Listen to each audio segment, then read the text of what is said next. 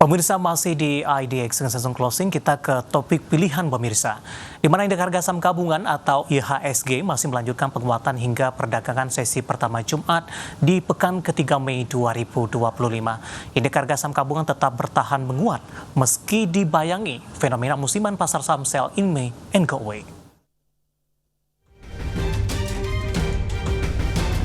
Fenomena musiman pasar saham sell in way and go away sepertinya untuk sementara diacuhkan oleh investor Indonesia.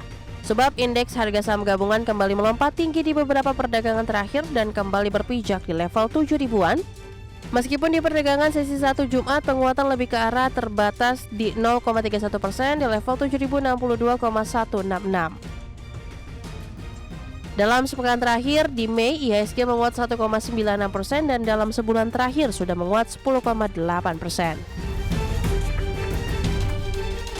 IHSG menguat di tengah investor asing tercatat sudah mencari cuan di bursa saham net sell masif sebelumnya. Di Kamis, investor asing tercatat melakukan pembelian bersih di 1,68 triliun rupiah di seluruh pasar.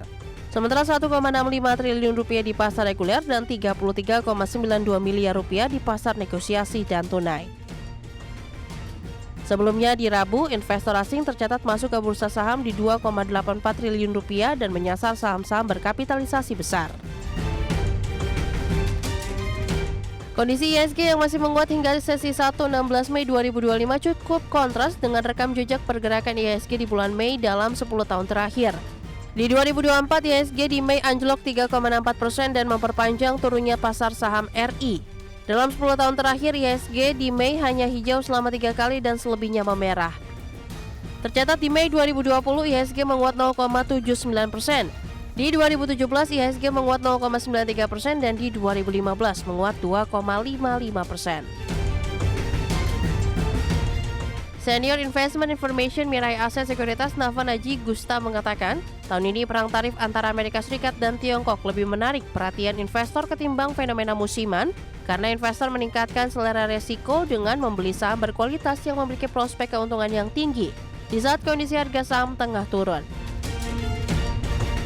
Hal ini diproyeksikan bisa meredam kekhawatiran akan sell in May di tahun ini seiring dengan perang tarif antara Amerika Serikat dengan Tiongkok mereda. Seperti diketahui, ada kesepakatan perundingan perdagangan. Washington setuju untuk memangkas tarif terhadap Beijing menjadi 30% setelah dinaikkan 145%. Sementara Tiongkok akan memangkas tarif menjadi 10% dari tarif balasan sebesar 125%. Meskipun hanya bersifat sementara selama 90 hari, secara umum diapresiasi pasar global. Hal ini mendorong Goldman Sachs untuk memangkas perkiraan resiko resesi di Amerika turun menjadi 35% dari 45%. Berbagai sumber, IDX Channel.